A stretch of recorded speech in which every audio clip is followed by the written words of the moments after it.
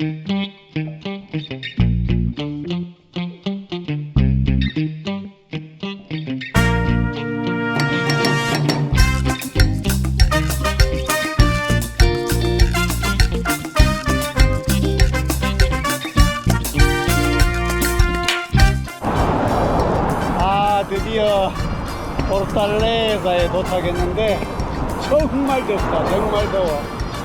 지금 영상 32도. 제가 가고자 하는 저 프라이아 도 푸투로에 왔습니다.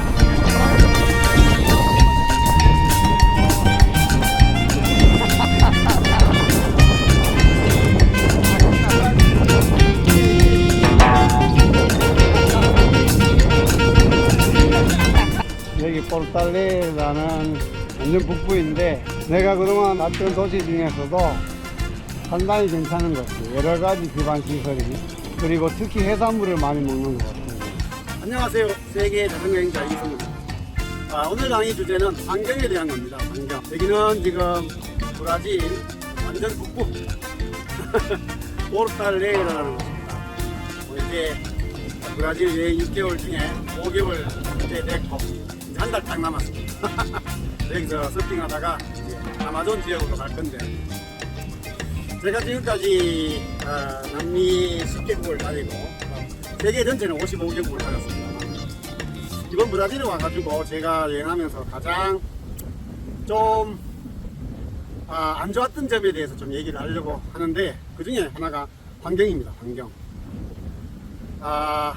이 환경에 대한 주제를 얘기하면은 저도 불편하고 아마 이걸 보시는 구독자 여러분들도 조금은 불편할 수 있는 주제입니다. 왜냐하면 그 인간의 편리하면은 반대쪽에는 반드시 따르는 게 뭐냐면 환경 파괴입니다. 그러다 보니까 환경에 대한 얘기를 하다 보면은 저도 좀 마음에 견기는 게 있고 아마 구독자 여러분들도 좀 보면서 불편한 점이 있을 수도 있을 거예요. 근데 지금 이걸 이 말을 듣자마자 막 나가려는 분들 있을 거예요 아마. 근데 한번 끝까지 들어보시고 조금 어렵습니다. 환경을 이해하는 데는 우리가 여러 가지 우리가 잘 다루지 않는 그런 주제들도 많고 이론들도 많이 있습니다. 근데 그 이론을 체계적으로 좀 알고 나면은 환경에 대한 생각들이 확고하게 조금은 확고하지 못하지만 조금은 그래도 다잡을 수 있는 그런 기회가 되지 않을까 싶어서 이 영상을 찍게 되었습니다.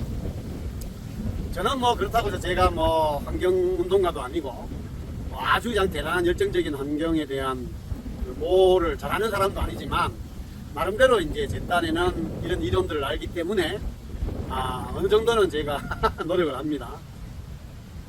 그래서 끝까지 좀 보시고 조금 환경에 대한 생각들을 다잡으시기를 부탁드립니다. 감히. 제가 지금 우선 던지는 질문이 하나 있습니다.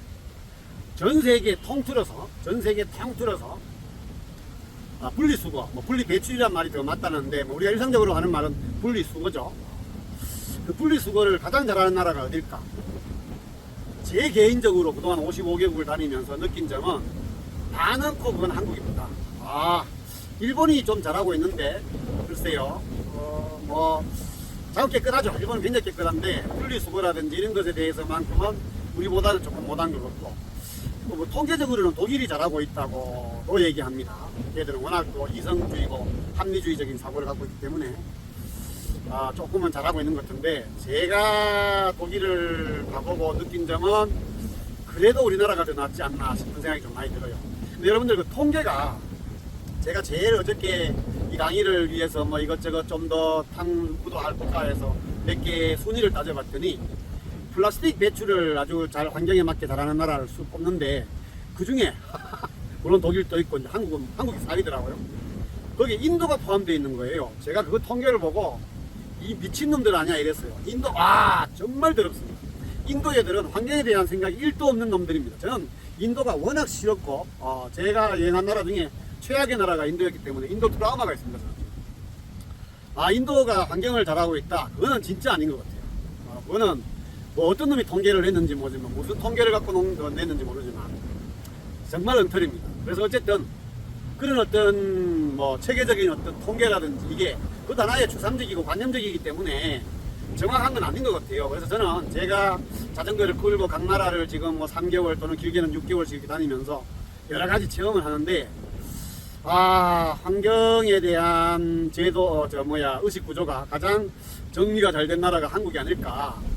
안 그래도 최근에 보니까 프랑스가 한국 음식물 배출하는 것에 대한 그거를 참조해서 프랑스도 드디어 이제 음식물을 법적으로, 제도적으로 이제 규제하는 그런 시스템을 만들었더라고요. ont leur propre. Pour les 5 membres de sa famille, Lee So-eun commence son tri. 번거롭잖아요. 그래서 처음에는 Au début, comme c'était difficile, 여기다 붙여놓고 j'ai affiché un tableau imprimé et j'ai fait le tri sur la base du tableau. 근데 Maintenant, je le fais de tête pour 80% des aliments. 정도는 정리하고 있어요. 음식물 Je vais me débarrasser de ma poubelle alimentaire. 쓰레기를 대고 J'approche mon badge et voilà, c'est ouvert.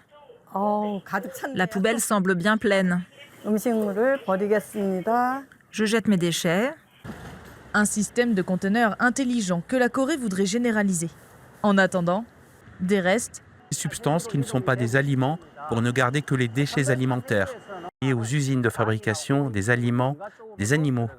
Déchets alimentaires, quelle quantité de gaz à effet de serre il a émis. Ce projet pilote a été mené dans 5 écoles pendant 7 mois. On a eu jusqu'à 86% de réduction des déchets pour l'école où le projet a le mieux fonctionné et une réduction moyenne de 60%. C'est vraiment efficace. 86%까지 줄어들었어요. 그러니까 효과가 굉장히 좋다라고 할 수 있죠. un modèle de recyclage alimentaire obtenu grâce à la discipline de toute une population et à la mise en place d'amendes. Tout Sud-Coréen qui ne trie pas encourt une pénalité allant jusqu'à 700 €. 그런 점을 고려하면 분명히 우리나라가 전 세계에서 가장 앞선 나라가 아닌가. 즉 환경 선진국. 그건 뭐 모르겠어요. 또 어떤 나라가 어떨지는 모르겠는데 제가 그동안 다닌 나라들 중에는 비교 개념으로 봤을 때는 한국이 최고입니다. 저는 영국에서도 좀 있었고 그다음에 스페인 어학연수도 하고 스페인 여러 번 갔죠. 유럽도 여러 나라 다녔는데 엉망입니다. 영국 애들 트래시캔 그냥 쓰레기가 하나예요. 물론 스페인도 그렇고 이 분리수거통이 있지만 걔들 하나도 안 지킵니다. 제가 본 경험으로는 정말 이따끔 이제 그걸 지키는 사람들이 있긴 하더라만요. 거의 없습니다. 그래서 왜 우리나라가 이렇게 환경의 의식 수준이 높아졌느냐? 그거를 오늘 여러 가지 이론을 공부하면서 한번 알아보겠습니다. 우선 제가 여행을 하면서 이제 좀 많이 좋아하는 것. 저는 대도시보다도 이런 자연 환경이 좋은 곳을 많이 좋아합니다. 근데 이제 제일 좋아하는 것 중에 하나가 이제 캠핑 생활인데 자전거는 캠핑 생활이 정말 재밌습니다. 그걸 자캠이라죠. 자전거 캠핑. 근데 이제 지금까지 세계 여러 나라를 다니면서 밤하늘의 은하수를 정말 많이 찍었거든요. 최고의 압권은 어쨌든 페루였습니다. 페루의 안데스 산맥, 까하마르카, 차차포야스 이런 동네를 다니면서 밤에 찍은 그 밤하늘의 은하수는 어떤 곳이 유명하다 해서 간 것이 아니라 그냥 가다가 밤하늘을 보면 은하수가 별이 쏟아집니다. 이건 장관이에요. 제가 좀 충격을 받은 게 이 브라질입니다. 브라질에서는 제가 지금 5개월째 내륙도 물론 갔지만 해안을 따라서 쭉 올라가고 있는데 은하수가 거의 없습니다. 이렇게 숲이 많고 브라질은 정말 초록초록합니다. 그럼에도 불구하고 이렇게까지 공기가 오염이 되었나라는 생각이 들 정도로 심각합니다. 지금 환경의 변화에 대해서 제 스스로 이렇게 강하게 느끼는 것 중에 하나가 아토피입니다. 아토피. 여러분들 저희 어릴 적에 주변에 아토피라는 그때 용어가 없었는지 모르겠지만 아토피를 갖고 있는 애들이 없었어요. 거의. 지금 아토피 심각하거든요. 정말 많은 아기들이 아토피 그거 굉장히 괴롭습니다. 그런 질병을 갖고 있고 그거 다 환경 때문이거든요. 그 다음 제가 또 하나 이제 세계 기후 이상으로 느낀 것 중에 하나가 환경 파괴로 인해서 변화되어 가는 것 중에 하나가 남성의 정자 수가 줄고 있는 것. 이거는 분명코 환경 탓입니다. 통계적으로 정확하게 여러 가지 이론이 있던데 제가 좀 검색을 해보니까 이스라엘에서 그걸 연구를 좀 많이 하더라고요. 지금 1970년대하고 2000년, 2011년 이때 통계를 비교해 봤더니 정자 수가 무려 50%가 감소했더라고요. 왜 이렇게 됐을까? 이게 도대체 뭘 의미할까? 그런 것도 한번 오늘 얘기를 하겠습니다. 근데 제가 지금 이 강의를 하지만 참 강의하는 내내 생각나는 애가 하나 있어요. 여러분들도 아마 유튜브에서 보실 수 있는데, 뉴스나 유튜브에서 그 스웨덴 소녀 중에 그레타 툰베리라고 뭐 노벨 평화상까지 후보로 올랐다던데 그 본인이 거절했대요. 근데 어쨌든 걔가 울먹이면서 연설하는 게 있습니다. 저는 그 아이의 그 울부짖음이 과연 영향력이 얼마나 클까, 과연 그 아이의 말에 누가 그렇게 귀담아 들을까, 라는 생각이 들어서 조금은 좀 마음이 아픈데. How dare you? How dare you? How dare you? How dare you? How dare you? 오늘 제 이 영상도 다 보시고 난 뒤에 그래서 너는 뭐 어쩌라고 도대체 라는 그런 반문을 하실 분들도 있을 것 같아요. 그러나 우리가 하나하나 이렇게 조금씩 뭐 어차피 환경은 파괴될 거야 라고 마구 비관적으로만 생각하지 마시고 조금씩 우리가 서로 환경에 대한 사랑을 인식을 제대로 좀 하고 개선해 나간다면 그래도 전 지구적 재앙을 좀 늦출 수는 있지 않을까라는 생각이 들어서 부디 이 영상을 끝까지 좀 봐주시기를 바랍니다. 제가 지금 이 남미를 10개국을 지금 이제 3년째 1년에 몇 개월씩 이렇게 해서 다니고 있는데, 남미 여기에 환경 정말 심각합니다. 제가 지금 뭐 멕시코, 콜롬비아, 에콰도르, 칠레, 아르헨티나, 페루, 볼리비아, 우루과이, 파라과이, 지금 브라질 이렇게 다니고 있습니다. 멕시코, 심각합니다. 뭐 좀 자전거 타고 달리다가 괜찮은 경치가 있어서 이렇게 좀 세우고 뭐 몰라 그러면 앞에 그 막 폐휴지보다 뭐 플라스틱 병들, 음식물 쓰레기들 막 난립니다. 뭐 다른 나라 다 마찬가지예요. 콜롬비아도 그렇고. 근데 제가 느끼기에는 유독 이 브라질이 좀 심한 것 같아요. 며칠 전에 여기에 북부의 도시 중에 헤시페라고 있습니다. 거기에 이제 뭐 물건 구매하러 이제 시내 갔다가 외곽 쪽으로 이렇게 자전거를 타고 오는데 새강이 하나 있더라고요. 와! 그런데 그 강 전체가 그냥 똥물. 막 그 밑에서 기포가 막 올라올 정도로 그냥 뭐 쓰레기가 더미로 쌓여 있어요. 여기가 지금 냄새가 썩어서 이 뭐지 막 그 기포가 막 일어나고 냄새가 지금 막 물이 엄청 더럽습니다. 이야, 이 브라질이 지금 심각합니다. 이거.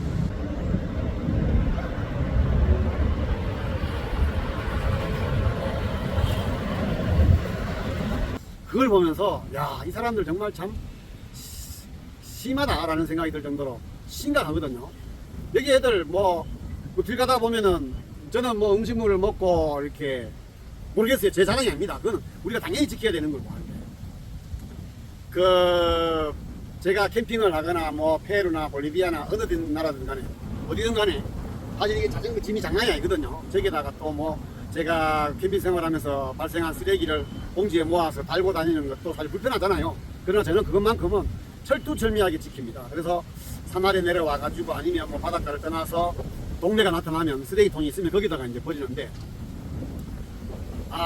그 개념이 없는 사람들이 정말 많아요. 제가 제일 웃겼던 게 인도는 그냥 길거리에 마냥 버리잖아요. 마냥. 그 이제 바나나를 먹고는 그걸 버리기가 좀, 내가 인도인과 똑같이 버릴 수는 없잖아요. 그래서 그 바나나 껍질을 들고 이렇게 가는데 어떤 인도놈이 해보고 너 왜 그거 손에 들고 있냐 하더라고요. 그래서 내가 쓰레기통을 찾는다 했더니 유캔 하면서 내 바나나를 빼앗아 가지고 그냥 바닥에 지가 던져버리는 거예요. 어이가 없더라고요. 네? 그 정도로 지금 아무 생각이 없는 사람들이 정말 많습니다. 그러면 이제 본 얘기로 좀 들어가서, 여러분들 왜 우리나라가 다른 나라에 비해서 그렇게 분리수거, 분리배출을 열심히 하고 정말 그 환경의식 수준이 많이 높아졌냐? 그만큼 우리나라의 문화적 수준이 높아졌던 것은 도대체 무슨 이유일까라는 것을 한번 얘기를 해보려고 합니다. 여기에 대해서 이제 이걸 이해하기 위해서 우리가 알아야 될 게 몇 개 있습니다. 자, 그러면 이제 그 이론이 여러 가지가 있는데 그중에 몇 가지만 제가 좀 설명하겠습니다. 조금은 어려울 수도 있습니다. 첫째, 우리가 이제 알아야 될 이론 중에 하나가 공유지의 비극이라는 게 있습니다. 공유지, 공동체의 비극이죠. 그러니까 공유지의 비극의 예화는 이렇습니다. 어느 목초지가 있는데 어느 목장 주인이 소를 이제 자기 조금 공유지, 자기 사적 땅이 아닙니다. 왜 이게 공유지인지 좀 더 설명할 거고요. 그 공유지에다가 소를 방목을 했어요. 10마리 정도를. 그래서 거기서 나오는 뭐 고기와 그다음 우유 뭐 등등을 이용해서 자기가 생활을 하는데, 옆에 또 다른 사람이 이제 너 10마리야. 그럼 나는 10마리에서 20마리를 바꿀 거야 라고 10마리를 더 증가했어요. 그러자 다른 사람이 그럼 나는 30마리고 나는 40마리, 50마리 이렇게 점점 증가가 되면은 그 공유지는 모두가 다 소를 키울 수 없는 그런 것이 된다라는 게 이제 공유지의 비극이라는 이제 이야기입니다. 트레지디 오브 커먼스. 이제 여기서 커먼스가 나옵니다. 공유지의 비극, 공공재의 비극이라는 겁니다. 그게 왜 이제 나타날 수밖에 없냐? 보다는 또 이제 이걸 이해하기 위해서 우리가 알아야 될 게 하나 있습니다. 아주 좀 유명한 이론이니까 여러분들도 생활 속에서 이 이론을 아시면 조금은 이제 어떤 생각을 정리하는 데 도움이 될 거예요. 수인의 딜레마라는 게 있습니다. 뭐 죄수의 딜레마, 딜레마 오브 프리저너스, 죄수의 딜레마라는 것인데, 이게 이제 공범자, 이게 공자가 나오죠. 공공이라는 단어가 자꾸 나오는데, 왜냐하면 자연이 공공재이기 때문입니다. 그래서 공공재의 이론 중에, 자연에 대한 이론 중에 우리가 알아야 될 게 죄수의 딜레마입니다. 여기에 이제 등장하는 이론이 뭐예요? 공범자예요. 분명히 A와 B가 공범입니다. 근데 이제 경찰이 불러서 체포를 해가지고 취조를 하면서 조건을 제시합니다. 너 만약에 자백을 할 경우에 둘 다 자백을 하면은 두 사람 다 5년의 형을 삽니다. 그런데 만약에 너는 자백을 했는데 저 B가 자백을 하지 않으면 너는 석방이고 B는 10년이야. 또는 B가 자백을 했는데 네가 묵비권을 행사하면 너는 10년이고 B는 석방이야. 그러면 둘 다 묵비권을 행사하면은 둘 다 입을 다물고 있으면 우리는 뭐 처벌할 수가 없기 때문에 고무집행 망해죄 등에 저촉해가지고 너희들을 3개월씩 형을 살리겠다. 그러면 이제 둘 다 가장 좋은 것은 둘 다 묵비권을 행사하는 거죠. 왜냐하면 나도 묵비권을 행사하고 쟤도 묵비권을 행사하면은 서로가 이제 마지막에는 결국 3개월만 살면 되니까. 그런데 시간이 지날수록 어떻게 될까요? 자꾸 이제 형사가 또 위협을 하겠죠. 너 임마 지금 B는 이미 자백을 했어. 너 A 자백해. 너 B 자백했는데 너만 묵비권을 행사하면 너 10년이야 임마. 쟤는 석방이지만 라고 하면 점점 시간이 흐르면 흐를수록 결론적으로는 두 사람 다 자백을 하고 마는, 그래서 5년의 형을 살게 되는, 둘한테 상당히 안 좋은 거죠. 제일 좋은 거는 묵비권을 끝까지 지키는 거니까요. 이게 이제 수인의 딜레마, 죄수의 딜레마라는 것입니다. 이 이론이 경제에서도 그 자유시장 이론, 그 아담 스미스의 자유시장 경제 이론을 이제 그 반박한 그 유명한 이론으로. 이 수인의 딜레마는 그 존 내시라는 그 경제학자가 있습니다. 이제 존 내시의 균형 이론이 그 자유시장 경제 이론, 아담 스미스의 그 세계 사람들을 아주 불행하게 만든 자유시장 경제 체제의 문제점을 이제 극복하는 방법에 대한 얘기를 하면서 이 내시 균형이 유명해진 거예요. 그게 이제 이 환경 문제에도 적용이 됩니다. 근데 여기에서 여러분들 제일 중요한 게 뭘까요? 공유주의의 비극도 그렇고, 그 다음에 이 수인의 딜레마, 죄수의 딜레마에서 우리가 가장 좋은 조건인 둘 다 3개월 정도의 집행유예만 받는다는 그걸 처벌을 받으려면 어떻게 하면 될까요? 묵비권을 둘 다 행사를 하면 되는데 그 묵비권을 행사하기 위해서 필요한 조건들이 뭘까요? 바로 상대방에 대한 신뢰입니다. 적어도 내가 묵비권을 행사하면 쟤도 묵비권을 행사할 거야 라는 상대방에 대한 신뢰가 있는 것이 되면은 둘 다 묵비권을 행사할 수 있죠. 여기에 신뢰라는 단어가 굉장히 중요해집니다. 그럼 이게 나중에 환경 문제와 어떻게 연결되는지도 한번 알아보겠습니다. 그 다음에 이제 우리가 또 이해를 해야 될 게 뭐냐면 욕구와 욕망의 차이입니다. 욕구와 욕망. 뭐 이거는 뭐 사람들마다 이용하는 그 수준이 다르고 정리하는 방식이 다 다른데 저는 이렇게 정리합니다. 어느 정도 채워지고 나면은 더 이상 하지 않게 되는 것이 욕구입니다. 욕구. 그죠? 그러니까 욕망은 채워져도 무한하게 더 추구하는 게 욕망입니다. 이제 결국은 우리 인간이 욕망의 차원으로 가지 않고 욕구의 차원에서 모든 것 삶을 어느 정도 유지한다면 환경이 이렇게까지 파괴되지 않을 거다라는 점에서 우리가 욕구와 욕망의 차이점도 좀 알고 가야 됩니다.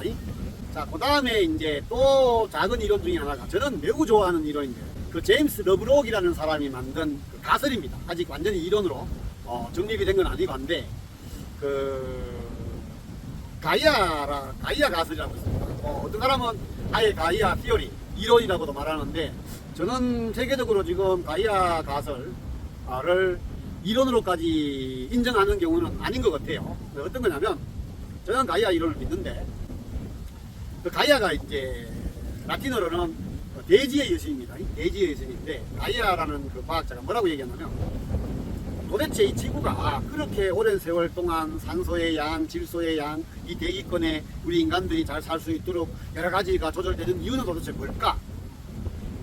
그걸 이제 이 과학 가이아가 제임스 러브록이 연구를 하고 해봤더니 결국은 이 대지에 있는 박테리아, 아주 그냥 우리가 정말 인간들이 무시하는 작은 세균들, 박테리아들, 그 미생물들이 이 대기의 모든 조건들을 잘 조절한다는 거예요.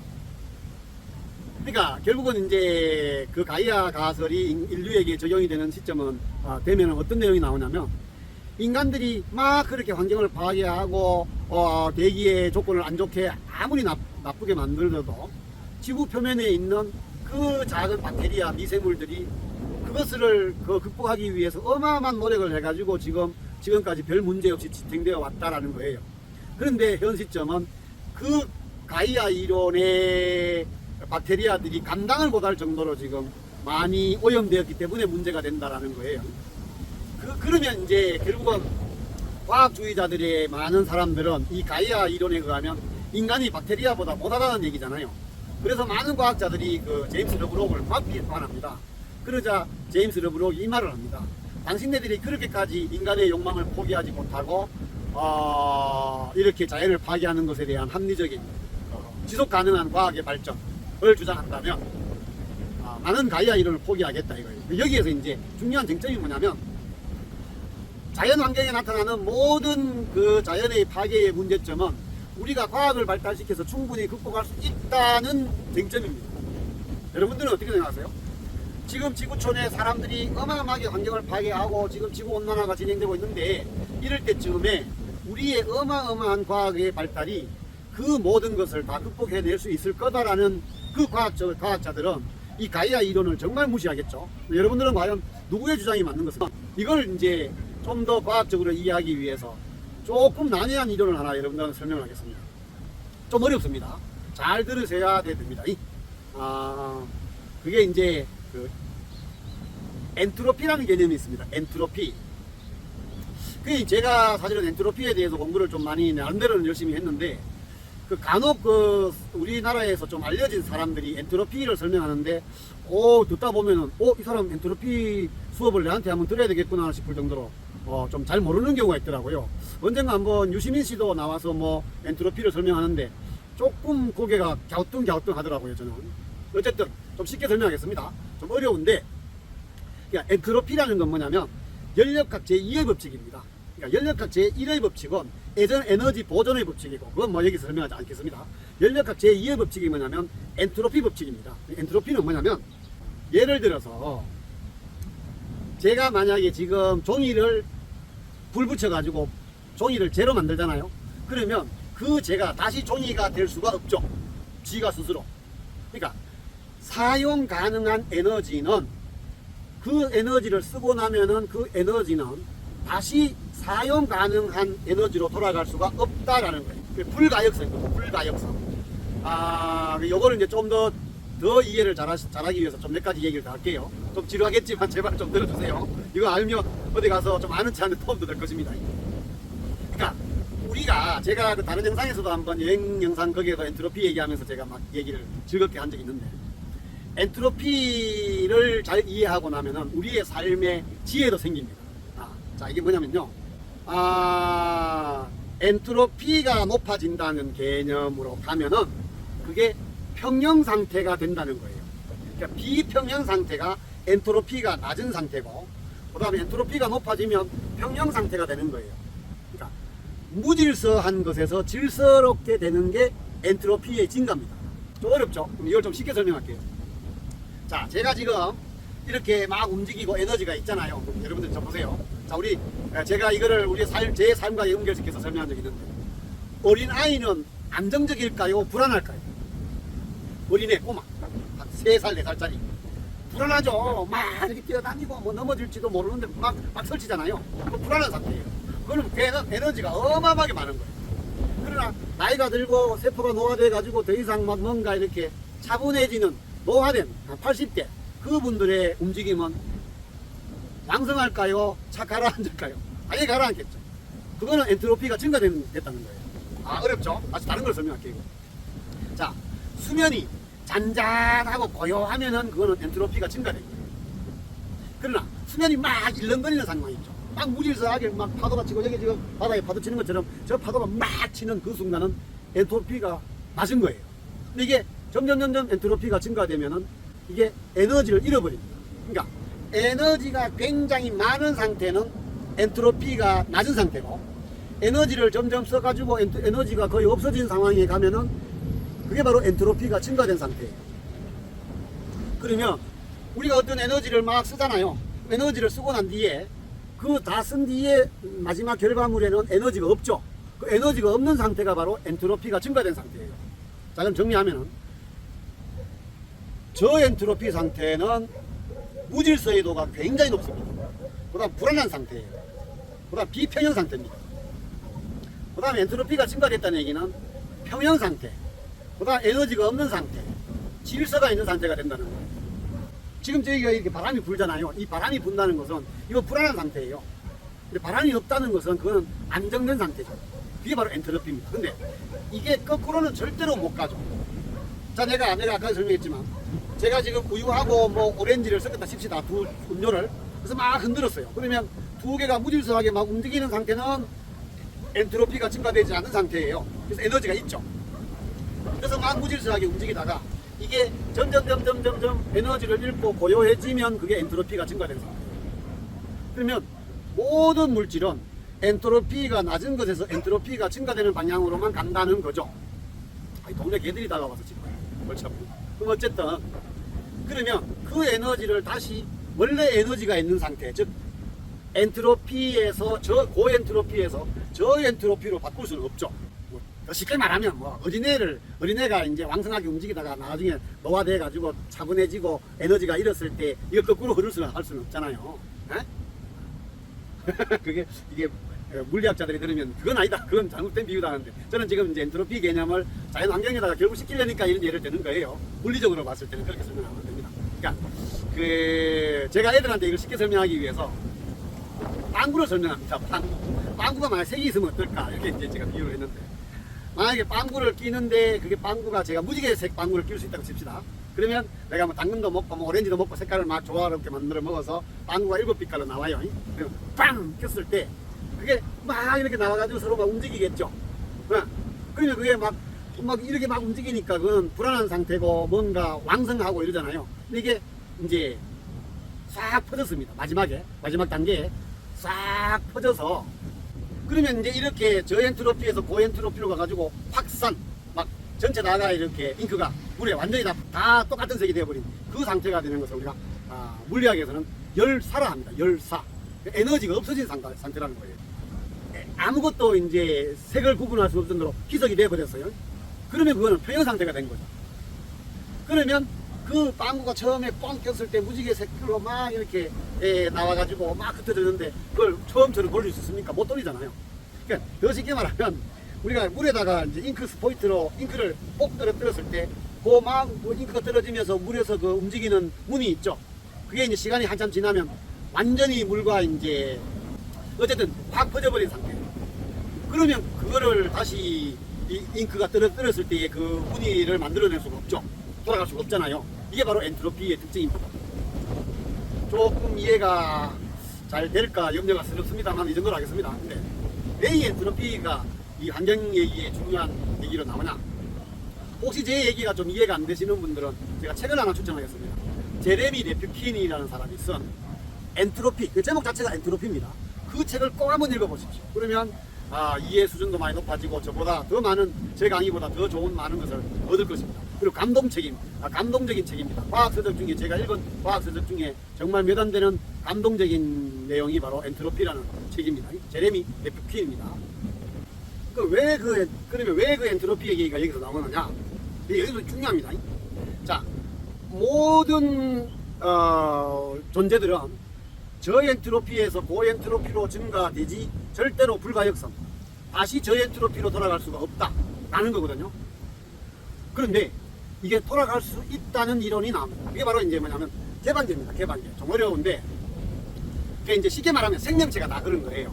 지금 제가 만약에 이렇게 엔트로피 에너지가 지금 있잖아요. 이렇게 움직이고 말도 하고 뭐 서핑도 하고 막 에너지가 있잖아요. 그러면 점점점 저는 이제 엔트로피가 증가되어서 이제 편안한 상태. 이게 바로 이제 죽음으로 가는 거예요. 그러면 이제 생명체들은 죽음으로 안 가죠. 제가 개방계지 폐색이 아니잖아요. 여러분들 이거는 폐색입니다. 이건 지가 스스로 어떻게 움직여가지고 에너지를 흡입을 못 하잖아요. 그러나 그 이제 생명체는 내가 저엔트로피에서 고엔트로피로 가기 전에 개방되잖아요. 내가 다른 에너지를 내 몸속에 집어넣을 수가 있잖아요. 그러면 내가 다른 것을 먹으면서 내가 다시 에너지를 회복하는 저엔트로피 상태로 간다는 거예요. 모든 생명체만. 그러니까 지구도 하나의 개방계입니다. 지구도 개방계라서 지금 막 환경 파괴가 이루어지고 이게 막 문제가 심각해지면 바깥으로 엔트로피를 내보내고 저엔트로피를 받아들이면 되잖아요. 그러니까 여러분들 이 우주가 하나의 생명체입니다. 지구는 생명체예요. 지구는 물리적으로 가만히 있는 그냥 만약에 지구가 생명체가 아니라면 이 엔트로피 이론이 적용이 안 되잖아요. 그러면 지구는 점점 모든 걸 다 써버리고 결국은 사람들이 못 사는 그런 에너지가 전혀 없는 환경이 되고 말겠죠. 그런데 지구는 바로 개방계이기 때문에 바깥에서부터 저엔트로피를 빨아당기고 고엔트로피를 내뱉으면서 지구의 건강한 생명체는 유지되고 있다 이 말입니다. 어렵죠? 근데 왜 이게 문제가 되냐? 바로 아까 제가 말한 욕구와 욕망의 차이입니다.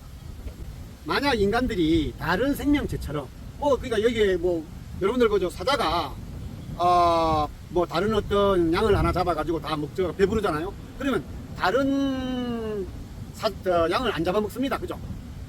그러니까 사자가 혹시 양을 잡아가지고 맨하탄 거리 아주 고급 식당에서 그 양고기 스테이크 아주 맛나게 온갖 향료를 잘 넣고 그 한 식사에 한 10만원, 20만원 넘는 그런 양고기를 먹는 사자가 없죠. 여기에 이제 문제가 바로 인간의 욕망이 가장 큰 문제다 이 말이에요. 이런 말이 있습니다. 한 명의 사람이 1년을 살기 위해서는 300마리의 송어가 필요하고 그 300마리의 송어들은 9만 마리의 개구리가 필요하고 그 9만 마리의 개구리들은 2,700만 마리의 메뚜기가 필요하고 그 2,700만 마리의 메뚜기들은 자그마치 1,000톤의 풀이 필요하다 라는 그런 이론이 나오거든요. 그러니까 저는 지금 이 남미를 여행하면서 한국의 그 음식 문화 중에 제일 지금 좀 개인적으로 이런 말 하면 여러분들이 나를 또 막 저 인간이 미쳤나 할지 모르겠지만 지금 우리나라의 투뿔 쇠고기 중에 왜 투뿔 쇠고기 그 기름기가 어마어마하게 많은 쇠고기가 한우 그래가지고 고급 한우로 취급받잖아요. 저도 그랬습니다 솔직히. 근데 아르헨티나를 여행하면서 그 아르헨티나 고기 맛있습니다. 여러분들 남미 여행하시면 아르헨티나 강추. 제가 남미에서 가장 좋아하는 나라 무조건 아르헨티나.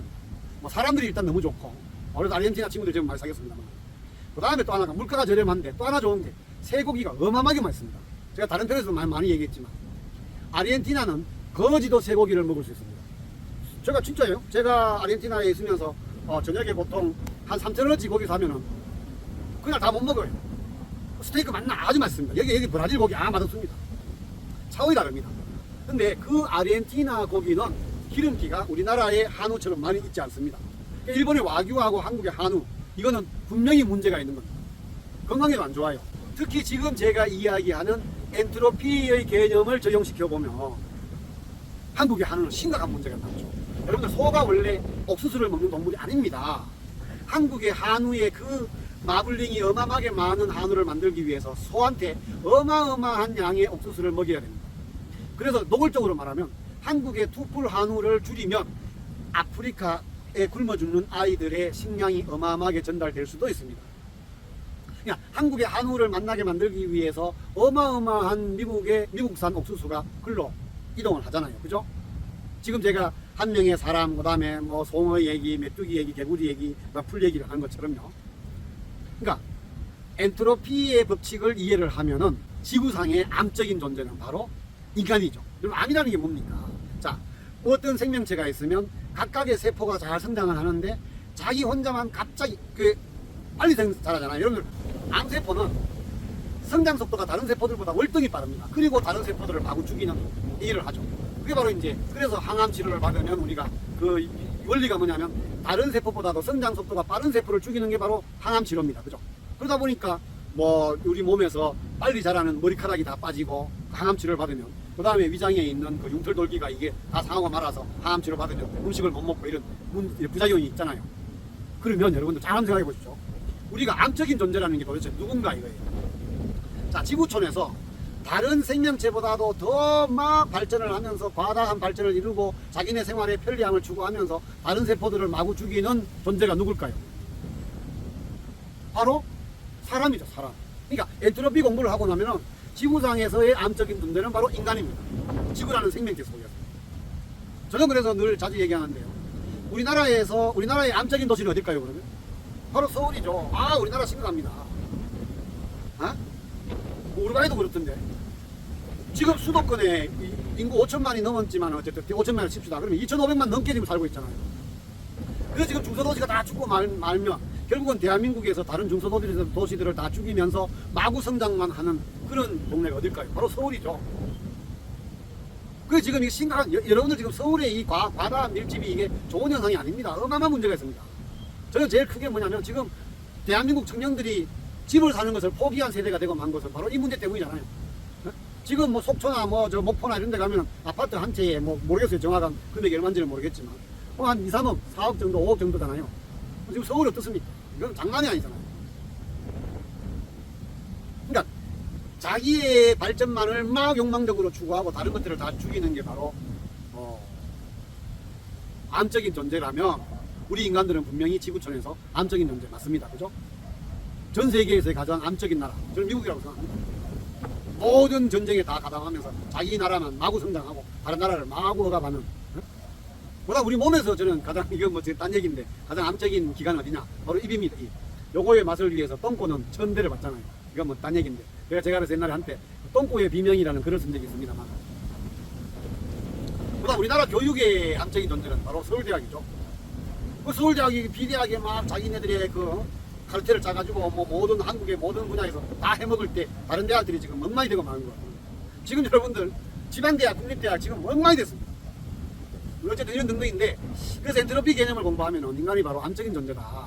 그래서 엔트로피를 좀 잘 이해를 하시고 우리가 그렇게 암적인 존재로 마구 성장하면 어떤 문제가 생기는지에 대해서 제레미 레피킨의 그 엔트로피라는 책을 읽으시면 도움이 많이 될 거예요. 그럼 이제 다시 우리가 또 다른 주제로 돌아가겠습니다. 다시 이제 그 엔트로피와 결부시켜서 좀 얘기를 전개해 보겠습니다. 좀 너무 어렵습니까? 자, 그럼 어쨌든 그러면 왜 대한민국이 다른 나라에 비해서 환경의식 수준이 굉장히 높아졌냐? 여러분들, 제가 지금 뭐 세계 55개국을 다니면서 이제 여러 가지 환경에 대한 내 생각을 정리하고 노력하는 그럴 때마다 무슨 생각이 드냐면요. 어저께도 제가 그 해시페에서 그 정말 오염의 극단이 되는 그 색강을 보면서요. 아, 내가 캠핑장에서 여기 브라질을 다니면서 뭐 지금 여기도 뭐 앉아가지고 제가 말 안 먹으면 저 끝까지 그걸 챙기거든요. 그래봤자 무슨 의미가 있냐, 이놈들이 이렇게 버리는데. 여기에 이제 환경 문제에 심각한 문제가 지금 있습니다. 그게 뭐냐면요. 아까 제 공유주의 비극에 뭐가 있냐면요. 그 공유주의 비극과 수인의 딜레마 이론에 이제 추가되는 게 뭐냐면 무임승차입니다. 무임승차. 그 무임승차는 뭐냐면 다른 사람이 이렇게 뭔가 막 노력을 해가지고 모든 걸 만들어 놓으면 모든 걸 잘 만들었을 때 노력하지 않는 사람도 거기에 승차를 할 수 있죠. 거기에 가담을 할 수 있죠. 그게 바로 무임승차거든요. 환경을 보호하기 위해서 어마어마하게 노력한 사람들의 고통이 있다 하더라도 환경에 전혀 노력을 하지 않는 사람들도 거기에 무임승차할 수 있는 게 문제가 됩니다. 그죠? 자, 환경은 여러분들 자 보세요. 환경에 대해서는 과연 인간의 그런 의식 수준을 믿고 신뢰를 하고 환경 문제를 잘 이해하고 극복할 수 있도록 의식 수준을 높이는 게 바람직할까요? 아니면 제도로 강력하게 처벌을 하는 게 맞을까요? 저는요, 개인적으로 제도와 자율, 그 제도가 좋으냐 자율이 좋으냐, 저는 무조건 자율주의자거든요. 그 유명한 아도르노와 겔렌의 논쟁이 있습니다. 그걸 제가 옛날 논술 문제로 이제들한테 만든 적이 있는데, 그 인간의, 우리나라는 뭐든지 제도죠. 제도가 많으면 무조건 닫힌 사회가 되는데 우리나라는 자율이 발달되지 않은 사회입니다. 그런데 아무리 제가 자율을 더 추구하고 제도보다도 자율을 추구하는 사람이라 하더라도 환경만큼은 절대로 자율로 맡겨둬서는 안 됩니다. 지금 이 브라질 또는 남미 여러 나라들이 환경이 엉망이 된 것은 이 정치하는 인간들이 썩어 빠졌기 때문에 무조건 제도를 만들어야 됩니다. 왜? 환경의 특징이 하나 있습니다. 아까 제가 뭐 공유지의 비극, 그 다음에 수인의 딜레마 등등을 얘기하면서 공공재라는 얘기를 공유지, 뭐 공법 이런 얘기를 많이 했잖아요. 그게 뭐가 공통적인 게 뭐가 있냐면 공공입니다. 공공. 자연은 공공재 중에 공공재잖아요. 우리 공공재의 개념 잘 알아야 됩니다. 이 공공재가 굉장히 중요하거든요. 우선 사회과학적으로 뭐 의료, 교육, 그 다음에 지하철, 철도, 그다음 버스도 공공재로 볼 수 있고, 그 다음에 공원, 뭐. 그다음 이제 위로 올라가면은 이제 공공재에 대한 얘기는 제가 다른 강의에서 좀 더 자세하게 하기로 하고. 근데 이 공공재를 위로 올려서 마지막 공공재가 뭐가 나오냐면 바로 자연이 나옵니다. 자연. 자연은 어마어마한 공공재죠. 그러면 이 어마어마한 공공재인 자연의 특징이 뭐가 있냐면 바로 광범성입니다. 워낙 넓게 퍼져 있죠. 그래서 두 가지 특징을 가지게 됩니다. 이게 굉장히 중요한데 비경합성과 비배제성이 나타납니다. 이 비경합성과 비배제성은 쉽게 말하면 뭐냐면 자, 우리 사람들이 서로 뭐 내가 더 환경을 보호할 거야 라고 싸우는 사람이 있습니까? 없잖아요. 왜냐면 그게 이제 바로 이 환경 문제를 다룰 때 또 다른 주제가 중요한데 사익과 공익의 충돌입니다.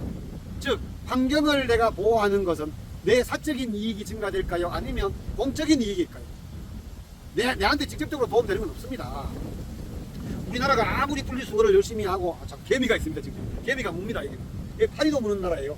파리가 요만한 이상한 파리가 있는데 막 물어요. 엄청 오래 갑니다. 근데 어쨌든 개미가 자꾸 물어요. 그 자연은 내가 아무리 노력을 해도 내한테 직접적으로 이익이 돌아오지 않잖아요. 여러분들이 분리수거를 열심히 하고 정말 정확하게 뭐 페트병 하나 버릴 때 그 비닐 다 떼고 어떤 아저씨는 그냥 막 버리는데 나는 그거 다 뗄 거야 한다고 해서 내가 뗀다고 해서 내한테 직접적인 이익이 돌아오는 건 전혀 없습니다. 그죠? 이게 바로 사적 이익과 공적 이익의 충돌인데 환경에 대해서는 워낙 광범위하기 때문에 내한테 사적 이익이 돌아오지 않는 거예요. 그래서 나는 열심히 활동을 하고 환경을 보호를 하는데 전혀 환경에 대한 아무런 생각이 없는 사람도 너무나도 쉽게 무임승차할 수 있죠. 자, 그 다음 또 하나 비배제성. 내가 환경을 위해서 아무리 노력을 하고 나는 열심히 노력을 했어. 그러니까 노력하지 않는 너는 자연의 혜택을 보지 마 라고 배제할 수 있습니까? 배제할 수 없죠. 그러니까 환경을 위해서 노력을 어마어마하게 한 사람도 다른 사람의 이 아름다운 자연의 혜택을 너는 누리지 마라고 배제할 수가 없을 정도로 자연은 워낙 광범위합니다. 그러다 보니까 이거는 개인의 의식 수준이 아무리 발달되어도 환경은 자기에게 피해가 오는 상황이 되면 그냥 버려버리는 거예요. 저도 솔직히 고백하면요. 제가 그 안데스 산맥 파타고니아 종주길에서 작년에 제가 사고를 당했어요. 그래서 그날 또 제 자전거에 그 쓰레기들을 더미를 어마어마하게 많이 이제 산에서 캠핑 생활 하다가 이제 내려가는데 그 브레이크를 뭐 이제 돌길이었어요. 여러분들 파타고니아 3,000km 정도는 장난이 아닙니다. 근데 어쨌든 그 내려가다가 자갈길이 나타나가지고 제가 갑자기 쓰러져 버렸어요. 그래서 막 얼굴도 갈고 심하게는 다쳤습니다. 근데 그때도 저는 그 제가 캠핑 생활하면서 이제 쓰레기를 봉지에 달고 자전거 뒤에 달고 있었거든요. 근데 막 피도 나고 하니까 그거 막 정리하는데 너무 힘든 거예요. 그래서 지금 참 부끄럽게도 그 중에 무게가 나가는 쓰레기 몇 개를 제가 그냥 이렇게 숲에다 던져버렸어요. 지금 참 부끄러운데 그만큼 우리가 내가 환경을 위해서 무지 노력하다가도 내가 너무 힘들고 막 개인적 이익이 공적 이익과 충돌이 돼가지고 내가 막 짜증이 나고 이러면 귀찮으면 그냥 나도 모르게 그냥 이렇게 휙 버려버린다는 그런 얘기입니다. 그러면 이제 본격적인 제가 이제 해결을 할게요. 대한민국이 다른 나라에 비해서 분리수거, 분리배출을 정말 열심히 하는 이유는 물론 우리나라 사람들이 수준이 높습니다. 이건 아닌데 그게 아니고 바로 종량제 봉투를 실시했기 때문입니다. 다른 나라에 종량제 봉투라는 개념 자체가 없습니다. 저는 대한민국의 이 종량제 봉투를 실시한 그때 당시에 환경부 장관이 누구였는지 모르겠지만 정말 저는 기립박수를 보내고 있습니다. 진짜 굿 아이디어. 그 종량제 봉투에만 수지를 버리게 하고 다른 데 버리면 그걸 처벌을 하는 그런 제도를 만들었기 때문에 드디어 사람들이 종량제 봉투에는 쓰레기를 버리고 종량제 봉투가 돈이 들어가니까 돈을 아끼기 위해서 그 분리 배출을 하기 위해서 종이는 종이대로 플라스틱은 플라스틱대로 다 하면 그거를 종량제 봉투를 아낄 수가 있잖아요.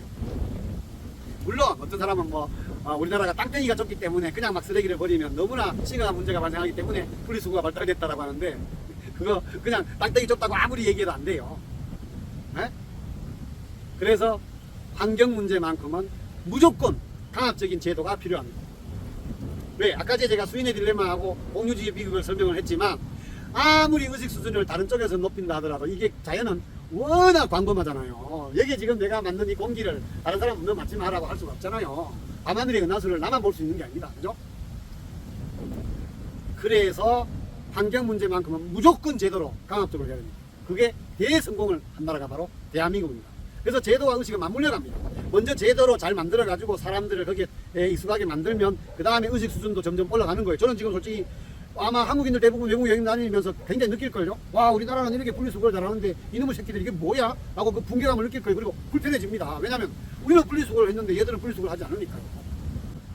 그러면 여러분들, 그러면 이제 지금 우리나라가 이렇게 분리수거를 잘하고 하는데 다른 여러 나라들이 왜 이렇게 안 되느냐? 저도 사실은 이거는 뭐 정말 막막하고 화도 나고 짜증도 좀 납니다. 그러나 우리 대한민국이 이렇게 왜 우리나라가 다른 나라에 비해서 모범을 보여가지고 선진국이 돼가지고 다른 나라들이 우리나라를 따르도록 우리가 더욱더 노력을 해야 되지. 우리만 이렇게 환경에 대해서 집중하고 분리수거, 종량제 봉투까지 써가면서 우리만 노력하면 뭐해? 라고 하지는 맙시다. 대한민국이 가장 환경을 잘 지킨 나라고 드디어 프랑스가 우리나라의 음식물 배출을 배워가듯이 이 무지몽매한 안미 인간들, 정부 정치하는 안미 정치하는 놈들은 정말 우리나라 부패 수준보다 월등히 높습니다. 얘들은 나는요 다 넣고 얘기할게요. 얘들 뭐 복지 때문에만 아니다. 남미는요 가난할 수밖에 없는 이유가 정치적 부패가 어마어마한 놈들입니다. 그래서 이 바보, 이 무지몽매한 이 남미 인간들도 한국의 이 문화 수준의 환경에 대한 문화 수준을 보고 배워서 우리들만큼 노력할 수 있도록 우리가 노력을 해야 됩니다. 아까 제 수인의 딜레마에서 가장 좋은 조건으로 가는 지름길이 뭐라고 했습니까? 기억나십니까? 내가 이렇게 노력하면 쟤도 이렇게 노력할 거라는 신뢰죠, 신뢰. 그래서 여러분들도 저도 그렇고 앞으로도 더욱더 우리는 환경에 대해서 노력을 하고 우리가 노력을 하면은 저들도 저 유럽, 무지몽매한 유럽, 그 다음 이 남미, 아프리카 등등의 많은 나라 사람들도 우리들처럼 우리를 본받아서 환경에 좀 더 노력을 할 것이라는 신뢰를 가지고 노력을 해야 됩니다. 여기에서 우리만 노력하면 뭐해? 하고 에이씨 우리도 그냥 환경 분리수거 이거 안 할 거야 라고 그런 후퇴를 해서는 안 되겠죠. 그죠? 그래서 이거 워낙 큰 얘기입니다. 워낙 큰 얘기. 제가 강의를 하지만 그레타 툰베리의 그 소녀의 외침처럼 이게 조회수도 얼마 안 나오고 구독자도 별로 없는 이 강의에 얼마나 많은 사람이 볼 것이며 그런 의구심이 들지만 저는 끝까지 할 겁니다. 부디 오늘 영상이 여러분들한테 유익했다면 구독, 좋아요는 이미 끝까지 보시는 분들은 반드시 누르실 거고 저 신뢰합니다. 그 다음에 다른 분들에게도 제 이 유튜브 영상을 많이 추천해 주십시오. 지금 제가 지금 쭉 이 영상을 올리면서 구독자 증가하는 숫자를 보면 한심하기 의지 없는 상황입니다만은 수인의 딜레마의 이론처럼 저는 언젠가 제 이 유튜브 채널이 사람들한테 많이 보여질 것이라는 믿음을 갖고 열심히 노력하겠습니다. 그럼 다음 영상에 또 다른 영상으로 여러분들을 찾아뵙겠습니다. 자, 브라질 말로 인사 한번 해보겠습니다. 차우차우. 아테로고. 여기 지금 브라질 음악 갑니다.